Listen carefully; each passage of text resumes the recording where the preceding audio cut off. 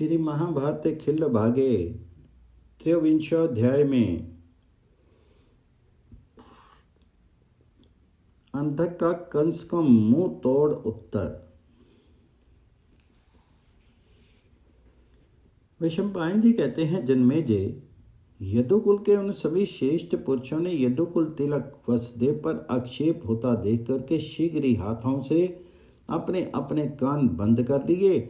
उन सब को ये निश्चय हो गया कि कंस को आइए समाप्त हो चलिए। उसी समाज में वक्ताओं में श्रेष्ठ अंधक भी थे, जिनके मन में कंस से तनिक भी भय नहीं था। उन्होंने धैर्य से अपनी वाणी को विकार रहित रखते हुए कंस से ओजस्वी स्वर में कहा, बेटा, तुमने जो इतनी देर तक भाषण देने का कष्ट उठाया है, तुम्हारा ये परिश्रम मेरे मत में आदर या प्रशंसा के योग्य नहीं है। ये सर्वथा अनुचित है। श्रेष्ठ पुरुषों ने इसकी सदा निंदा की है। विशेषतः अपने बंधु बांधवों के प्रति ऐसा आक्षेप सर्वथा निंदित है। वीर, अब हर समय मैं जो कुछ कहता हूं उसे ध्यान देकर के सुनो। यदि तुम यादव नहीं हो या अपने को यादव नहीं मानते हो तो ये यदुवंशी तुम्हें जबरदस्ती यादव नहीं बना रहे हैं और ना बनाना चाहते हैं। वत्स, जिनके शासक तुम हो, वे वृष्णि वंशी आदर और प्रशंसा के योग्य हो ही नहीं सकते। इक्ष्वाकु वंश में एक प्रजापीड़क राजा उत्पन्न हुआ था, जो स्वयं ही किसी समय राज्य छोड़ करके भाग गया और मिट गया। इस यदुकुल में तुम भी वैसे ही जान पड़ते हो, अतः तुम्हारी भी वैसी ही दशा होने वाली है। तात, तुम भोज हो, यादव हो अथवा कंस हो या जैसा तैसा कोई भी हो, तुम्हारा मस्तक तुम्हारे साथ ही उत्पन्न हुआ है और वह अभी तक मौजूद है। तुम उस पर बड़ी बड़ी जटाएं रख लो अथवा मूंड में डालो। यदि तुम यादव रहना नहीं चाहते तो जो चाहो वही बन जाओ। मेरी दृष्टि में तो ये उग्रसेन शोचनीय है, जो हम लोगों में कुल अंगार पैदा हो गया और जिस दुर्जाति ने तुम्हारे जैसे बेटे को जन्म दिया। तात, मनीषी पुरुष अपने मुख से अपने गुणों का बखान नहीं करते हैं। दूसरों के द्वारा वर्णित या प्रशंसित हुए गुण की को सफल होते और वेदार्थ के तुल्य प्रमाणिक मानने जाते हैं। भूमंडल में ये यदुवंश समस्त भूपालों के लिए निंदनीय बन गया, क्योंकि तुम्हारे समान कुल नाशक, मूर्ख और अविवेकी बालक इन यादों का शासक है।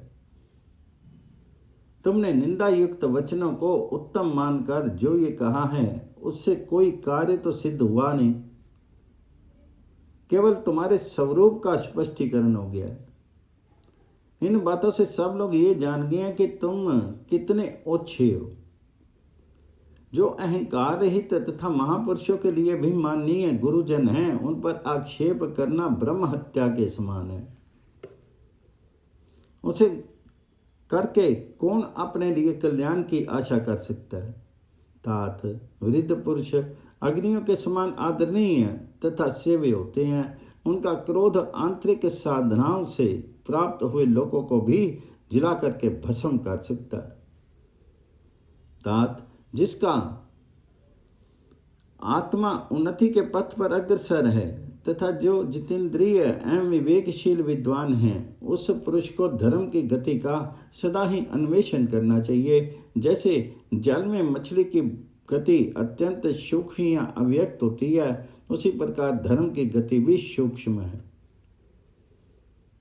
तुम तो केवल अहंकारवश यहाँ बैठे हुए अग्नि के समान तेजस्वी वृद्ध पुरुषों को अपनी मन भेदनी वाणी द्वारा पीड़ा दे रहे हो। जैसे मंत्र का उच्चारण किए बिना दी हुई आहुति व्यर्थ होती है, उसी प्रकार तुम्हारी ये आक्षेपपूर्ण बातें निष्फल हैं। वसुदेव ने अपने पुत्र की रक्षा के लिए जो कुछ किया है, उसके लिए जो तुम इन पर आक्षेप करते हो, वह सब तुम्हारा मिथ्या प्रलाप है। उस विषय में कही गई तुम्हारी इन कायरतापूर्ण बातों की मैं निंदा करता हूं। पुत्र क्रूर स्वभाव का हो जाए तो भी पिता उसके प्रति निष्ठुर नहीं हो सकता, क्योंकि पुत्रों के लिए पिताओं को कितना ही कष्टदायिनी विपत्तियां झेलनी पड़ती हैं। यदि वसुदेव ने उस समय अपने पुत्र को उसकी रक्षा के लिए छिपा दिया था तो ये कोई अनुचित कर्म नहीं किया। यदि तुम इसे ना करने योग्य बुरा कर्म मानते हो तो इस विषय में अपने पिता से ही पूछो। वसुदेव पर आक्षेप और यादव कुल की निंदा करके तुमने यहाँ यादव कुमारों के वैर जनित विष का ही उपार्जन किया है।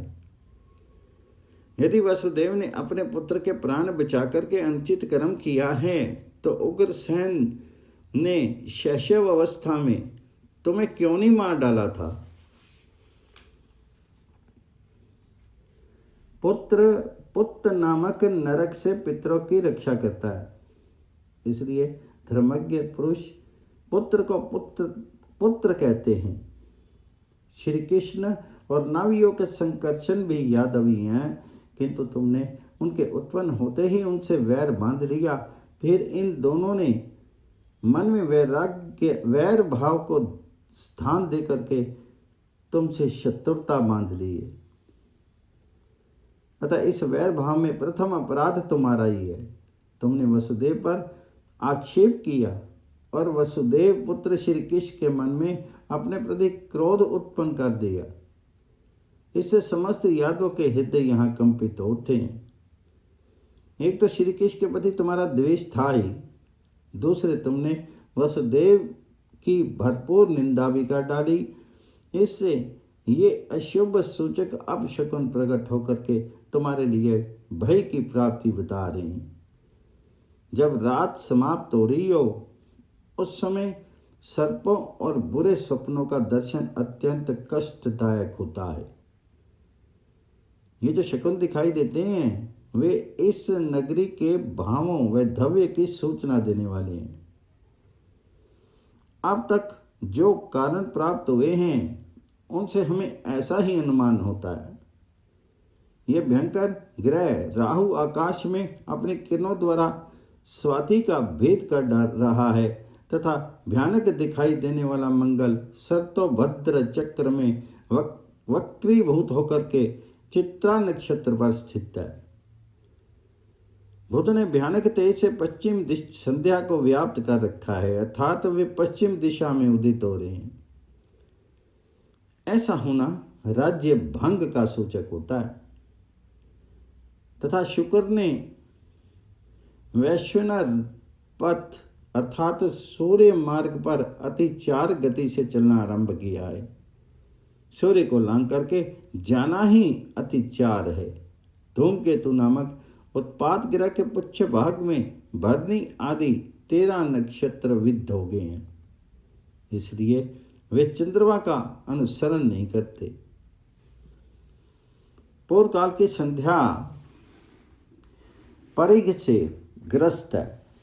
वह अपने प्रभाव द्वारा सूर्य देव को बाधा पहुंचाती है तथा पशु और पक्षी अपनी बोली बोलते हुए प्रतिकूल दिशा में होकर के जाते हैं।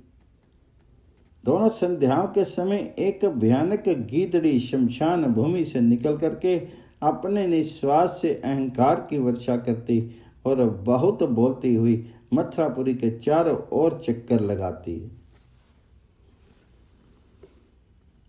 कुछ ही समय पहले वज्रपात किसी ध्वनि के साथ पृथ्वी पर उल्कापात हुआ है। यह पृथ्वी तथा पर्वतों के शिखर अकस्मात कांपने लगते हैं। अभी पिछले दिनों राहु ने सूर्य पर ग्रहण लगा दिया था, जिससे दिन में ही रात हो गई थी। धूम और उत्पातों से संपूर्ण दिशाएं व्याप्त हैं। सूखे में ही बिजलियां गिरती हैं। मेघ बिजली और गड़गड़ाहट के साथ रक्त की वर्षा करते हैं। देवताओं की प्रतिमाएं अपने स्थान से हट जाती हैं और पक्षी वृक्षों का त्याग देते हैं।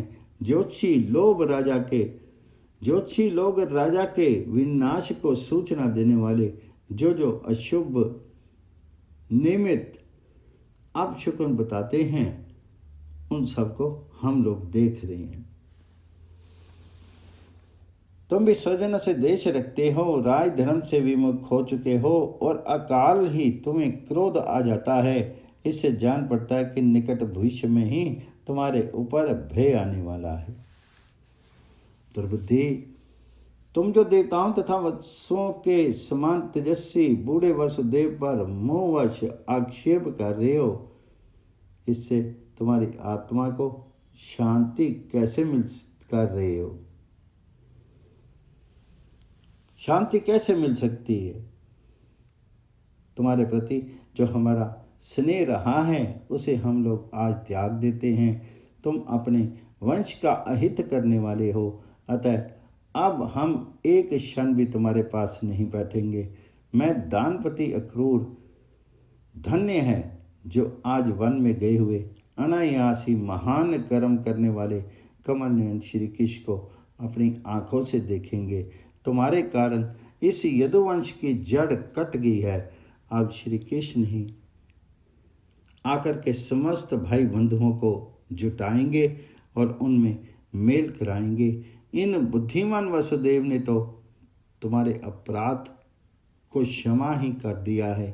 काल ने तुम्हारी विवेक शांति नष्ट कर दी, अतः तुम जो जो चाहो बकते रहो।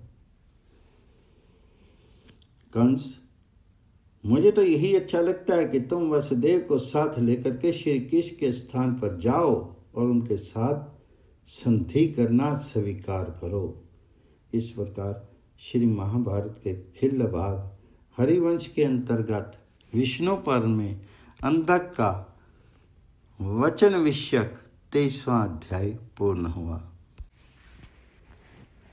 श्री महाभारत के खिल्ल भागे 24वें अध्याय में केशी के अत्याचार और श्री कृष्ण द्वारा उसका वध।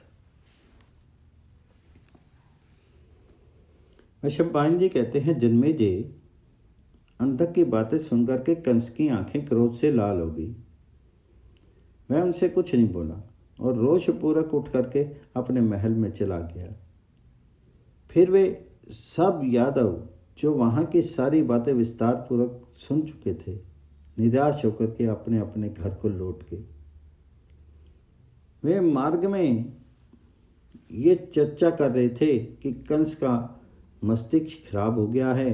अक्रूर के मन में भगवान श्री कृष्ण के दर्शन की लालसा जाग उठी थी, अतः वे भी कंस की आज्ञा के अनुसार उठे और मन के समान शीघ्रगामी श्रेष्ठ रथ पर आरूढ़ होकर के वहां से चल दी।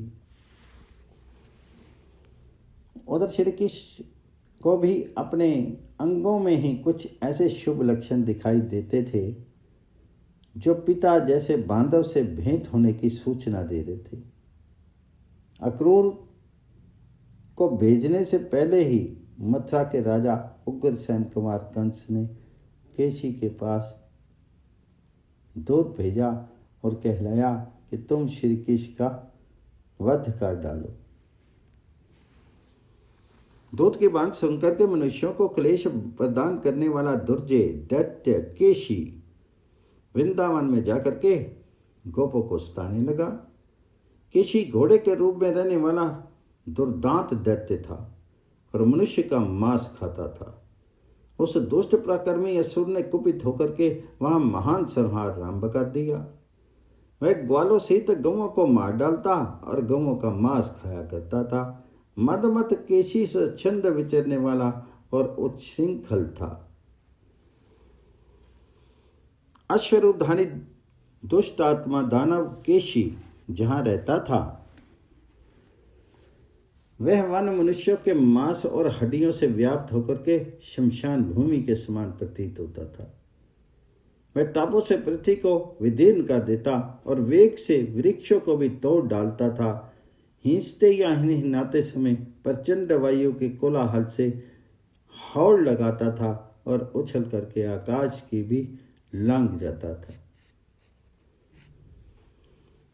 वह वन में विचरने वाला दुष्ट अश्व बहुत बड़ा और मतवाला था। उसके अयाल कुछ हिलते रहते थे। वह भयंकर दैत्य कंस के चित्त का अनुसरण करने वाला था। समस्त गोपों को मार डालने की इच्छाओं से उस पापाचारी अश्वरूपधारी दैत्य ने वह सारा वन मनुष्यों से सूना कर दिया था।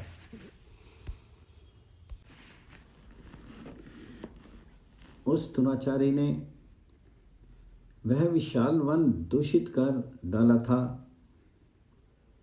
वन से ही जीवन निर्वाह करने वाले मनुष्य और गोधन भी कभी उस वन का सेवन नहीं करते थे।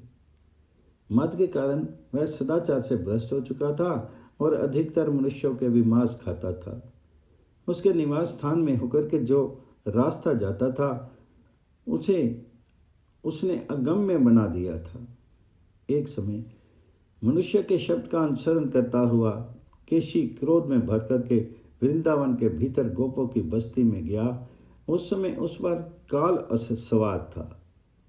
उसे देखते ही गोप और गोपांगनाओं शिशुओं को साथ लेकर के भागी तथा करुण क्रंदन करते हुए जगत के रक्षक अपने स्वामी श्री कृष्ण की शरण में आ पहुंची। गोपांगनाओं के रोदन और गोपों के क्रंदन से द्रवित होकर के श्री कृष्ण ने उन्हें अभय कर दिया। फिर वे केशी पर टूट पड़े। केशी भी अपनी गर्दन ऊपर उठाए हिंसता हुआ बड़े वेग से श्री कृष्ण की ओर चला। उस समय वह दांत दिखाता हुआ आंखें फाड़ फाड़ कर उनकी ओर देख रहा था। उस अश्वरूपी दानव केशी को अपनी ओर आते देख करके भगवान श्री कृष्ण उसका सामना करने के लिए आगे बढ़े, मानो शाम मेघ चंद्रमा की ओर आ रहा हो। श्री कृष्ण को केशी के निकट खड़ा हुआ देख उसके प्रति मनुष्य बुद्धि रखने वाले हितैषी गोप उससे इस प्रकार बोले, तात श्री कृष्ण, तुम सहसा इस नीच अश्व के पास नहीं चले जाना, क्योंकि तुम अभी बालक हो और ये पापात्मा एक दुर्धर्ष दैत्य है। तात, ये कंस का बाहर विचरने वाला सहज प्राण है। बड़े बड़े अश्वराजों में उत्तम है। युद्ध में इस दानव की समानता करने वाला कोई नहीं है। समस्त प्राणियों को त्रास देने वाला ये दैत्य घोड़ों में सबसे अधिक बलवान है। संपूर्ण भूतों में से किसी के लिए भी ये वध्य नहीं है। पापाचारियों में ये सबसे अग्रगण्य है। उपयुक्त बातें कहने वाले गोपों का वह कथन सुनकर के शत्रुसूदन भगवान मधुसूदन ने केशी के साथ युद्ध के लिए विचार किया। तदंतर वह अश्व दाएं बाएं चक्कर काटता हुआ अपने दोनों पैरों से क्रोधपूर्वक वृक्षों को तोड़ने लगा। उसके लंबे आयाल वाले मुख और घने केशों से ढके हुए कंधे पर जो मेघों की लहरों के समान वलियां अर्थात चमड़ों के सिकुड़ने से बनी हुई रेखाएं थी, वे क्रोध जनित जल पसीना टपकने लगे।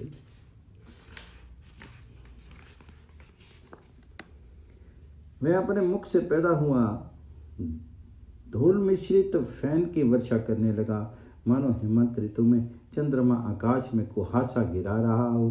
भरत नंदन, उसने अपने हिंसने के साथ निकले हुए जल कणों तथा मुख से गिरते हुए फैनों द्वारा कमल नयन श्री कृष्ण को नहला दिया। अपनी टापों से उठकर के फैली हुई धूल से जो मुलेठी के चूर्ण के भांति कुछ कुछ पीले रंग की थी, उस घोड़े ने श्री कृष्ण के मस्तक के बालों को कुछ लाल सा कर दिया। केशी के पैर वहां उछल कूद मचा रहे थे। वे अपनी टापों से पृथ्वी को खोदता और दांतों को पीसता हुआ श्री कृष्ण की ओर दौड़ा। अश्वों में श्रेष्ठ केशी श्री कृष्ण के साथ उलझ गया। उसने अपने दोनों आगे वाले पैरों से उनकी छाती में प्रहार किया। उस बलवान दानव ने अगल बगल से भी बारंबार अपनी टाप चलाई और अमित तेजस्वी श्री कृष्ण पर घोर प्रहार किया। तीखी दाढ़ी जिसका आयुध थी, उस भयानक मुख के द्वारा रोष में भरे हुए उस घोड़े ने श्री कृष्ण की भुजा के अग्रभाग को दांत गड़ा करके घायल कर दिए। लंबे लंबे आल से शोभित केशी श्री कृष्ण के साथ जूझता हुआ उसी तरह शोभा पाने लगा जैसे आकाश में अंशुमाली सूर्य मेघ के साथ उलझ गए। उस बलवान घोड़े का पराक्रम उसके क्रोध के कारण दूना बढ़ गया था। उसने श्री कृष्ण की छाती पर अपनी छाती से वेगपूर्वक चोट पहुंचाने का विचार किया। तब अमित पराक्रमी बलवान श्री कृष्ण ने भी कुपित होकर के उन घमंडी दैत्य के मुख में अपनी एक बांह को बहुत बड़ी काट डाल दिया। मैं उसकी उस बांह को अपने दांतों से चबाने या विदीर्ण करने में समर्थ नहीं हो सका। उल्टे उसके दांत ही जड़ से उखड़ गए। साथ ही वह मुख से फैन सहित रक्त वमन करने लगा। उसके होठ और गलफर फट करके दो दलों में विभक्त हो गए। स्नायु बंधन के ढीले हो जाने से केशी की आंखें फट करके बाहर निकल आई। उसके होठों का निचला भाग फट करके निकल गया। उस बांह से आविष्ट होने के कारण उसके फटे हुए दोनों नेत्रों से रक्त बहने लगा। उसके कान भी उखड़ करके गिर पड़े तथा चेतना नष्ट होगी। उस अवस्था में केशी बारंबार छटपटाने लगा। वह बार बार पैरों की उछालने और मलमूत्र छोड़ने लगा। उसका एक एक अंग और रोम रोम खिन्न हो उठा था। अंत में वह थक गया और उसके पैर निश्चेष्ट हो गए। केशी के मुख में लगी हुई श्री कृष्ण की वह बांह उसके मुखमंडल से आधी आवेष्टित सी होकर के वर्षा काल में आधे चंद्रमा की किरणों से घिरे हुए बादल के समान शोभा पाती थी। श्री कृष्ण से सटे हुए केशी का शीर शांत हो गया था।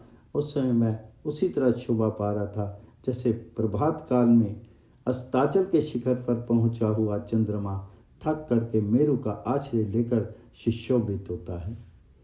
श्री कृष्ण की भुजा से टकरा करके केशी के सारे दांत मुख से बाहर गिर पड़े। वे ऐसे प्रतीत होते थे मानो शरद ऋतु के जल शून्य श्वेत बादलों के टुकड़े बिखरे हुए हों। जब केशी भली भांति शांत हो गया तब अनायासी महान कर्म करने वाले श्री कृष्ण ने अपनी बांह को बहुत बड़ी करके उस दैत्य के शीर को बलपूर्वक बीच से चीर डाला। उस युद्ध स्थल में श्री कृष्ण को भुजा द्वारा फाड़े गए केशी का मुख विकराल हो उठा। वह दानव व्यथित होकर के बड़े जोर जोर से आर्तनाद करने लगा। उसके सारे अंग शिथिल हो गए थे। वह चक्कर काटता हुआ मुंह से खून उगल रहा था। उसका शीर कई अंगों से हीन हो चुका था। वह ऐसा दिखाई देता था मानो किसी पर्वत को बीच से चीर डाला गया हो। श्री कृष्ण की भुजा से जिसका मुंह फट गया था वह दो भागों में बटा हुआ महाभयंकर असुर दो टुकड़ों में कटे हुए हाथी के समान पृथ्वी पर गिर पड़ा। श्री कृष्ण की भुजा से कटे हुए शरीर वाले केशी का रूप पिनाक पानी भगवान रुद्र द्वारा मारे गए पशु महिषासुर के समान अत्यंत भयंकर प्रतीत होता था। केशी के शीर के वे दोनों खंड, दो पांव, आदि पीठ, आदि पूंछ तथा एक एक कान, आंख और नासिकारंध्र से युक्त होकर के पृथ्वी पर पड़े पड़े अनुपम शोभा पा रहे थे। केशी के दांतों से घायल हुई श्री कृष्ण की वह बांह ऐसी शोभित हो रही थी मानो वन में गजराज के दांतों के आघात चिन्ह से अंकित कोई बहुत बड़ा शाल का वृक्ष। इस प्रकार युद्ध में केशी को मार करके उसके शीर के टुकड़े टुकड़े करके कमल ने श्री कृष्ण वहीं हंसते हुए खड़े रहे। उस केशी की को मारा गया देख करके गोप और गोपांगनाएं बहुत प्रसन्न हुई। सबके विघ्न नष्ट हो गए, कष्ट दूर हो गए। स्थान और अवस्था के अनुसार सभी गोप बारंबार श्रीमान दामोदर का पूजन करते हुए प्रिय वचनों द्वारा उनका अभिनंदन करने लगे। गोप बोले, तात तुमने अद्भुत कर्म किया है। ये समस्त जगत के लिए कंटक रूप दैत्य आज तुम्हारे हाथ से मारा गया। श्री कृष्ण ये इस भूतल पर घोड़े का रूप धारण करके विचरता था। तात इस अश्व रूपधारी पापी दानव केशी का वध करके तुमने वृंदावन को मनुष्यों तथा पशु पक्षियों के लिए सेव्य और क्षेम कारक बना दिया। इस दुरात्मा ने हमारे बहुत से गोप मार डाले थे। बछड़ों पर वात्सल्य स्नेह रखने वाली बहुत सी गौओं का भी वध कर डाला था। इसके सिवा और भी कितने ही जनपद इसके हाथों नष्ट हो चुके थे। ये पापाचारी दानव निश्चय ही संसार का प्रलय करने के लिए उद्यत हुआ था। मनुष्य लोक को मनुष्यों से सुना करके यहाँ सुखपूर्वक विचरने की इच्छा रखता था।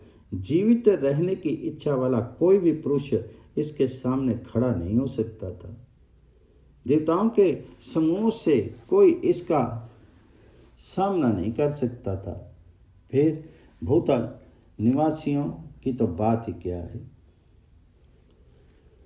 वैशंपायन जी कहते हैं, जन्मेजय तदंतर आकाशचारी मुनि विप्रवर नारद जी आकाश में अदृश्य भाव से खड़े हो बोले, देवेश्वर विष्णु कृष्ण कृष्ण, मैं आप पर बहुत प्रसन्न हूँ।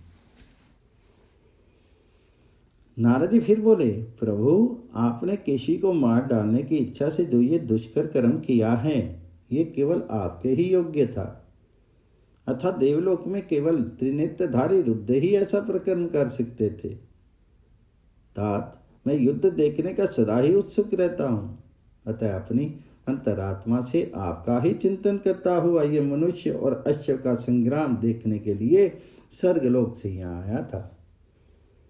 गोविंद, आपके पूतनावधादि कर्म को भी मैं देख चुका हूँ, किंतु इस केशी के वध रूप कर्म से मुझे विशेष संतोष हुआ। भयानक रूप धारण करने वाले इस दुरात्मा अश्व केशी से बाल सूदन देवराज इंद्र भी डरते थे। आपने अपनी बाह के एक भाग को बड़ा करके उसके द्वारा जो इसके शीर को फाड़ डाला है, विश्व योनि ब्रह्मा जी ने इसकी मृत्यु के लिए ऐसा ही विधान बनाया था। अब आप मेरा ये अनुशासन सुने। आपने केशी का वध किया है, इसलिए संसार में केशव नाम से विख्यात होगी। जगत में आपका या आपको आपसे जगत का कल्याण हो। आपको साधुवाद देकर के मैं शीघ्र चला जाता हूँ। अब तो कंसवध आदि कृत्य शेष रह गए हैं, उन्हें आपको पूर्ण करना है। आप इसमें समर्थ हैं, अतः शीघ्र कर डालिए, विलंब मत होने दो। जब आप भूभार हरण आदि अन्य कार्यों के लिए यहाँ अवतार लेने के लिए चले आते हैं, तब आपके ही बल का आश्रय लेने वाले देवता भी मनुष्यों की भांति आपकी लीला का अनुकरण अभिनय करते हुए नाटक आदि खेलते हैं। समुद्र तुल्य महाभारत युद्ध का समय अब बहुत निकट है। मर करके स्वर्ग में जाने वाले राजाओं के लिए युद्ध के अवसर हाथ में आ गए हैं। विमानों के आरोहण के लिए आकाश में जो उधरगामी मार्ग है उसका शोधन कर दिया गया है। रुकावटें दूर कर दी गई हैं। इंद्रलोक में आने वाले राजाओं के लिए पृथक पृथक अवकाश निवास स्थान बनाए जाते हैं। केशव, उग्रसेन कुमार कंस के मारे जाने पर जब आप यादवों के संरक्षण के रूप में मुख्य पद पर प्रतिष्ठित होंगे, तब सब और राजाओं का वह महान युद्ध आरंभ हो जाएगा। आपके कर्म या पराक्रम की ही तुलना नहीं है, अतः पांडव लोग आपका ही शरण लेंगे। राजाओं में भेद के अवसर पर जब युद्ध उपस्थित होगा, उस समय आप पांडवों का ही पक्ष लेंगे। जब आप राजासन पर बैठेंगे, तब आपके प्रभाव से राजा लोग अपनी उत्तम एवं शुभ राज्य लक्ष्मी को त्याग देंगे, इसमें संशय नहीं है। जगदीश्वर श्री कृष्ण, ये मेरा तथा स्वर्गवासी देवताओं का संदेश है, जो श्रुतियों द्वारा गूढ़ रूप से प्रतिपादित है। अब ये जगत में भी विख्यात है और विख्यात हो जाएगा। प्रभु, मैंने आपका प्रकर्म देखा, आपका भी दर्शन किया। साधुवाद, अब मैं जाता हूँ। कंस के मारे जाने पर मैं फिर आपसे मिलूंगा। ऐसा कह करके नारद जी तत्काल आकाश से चले गए।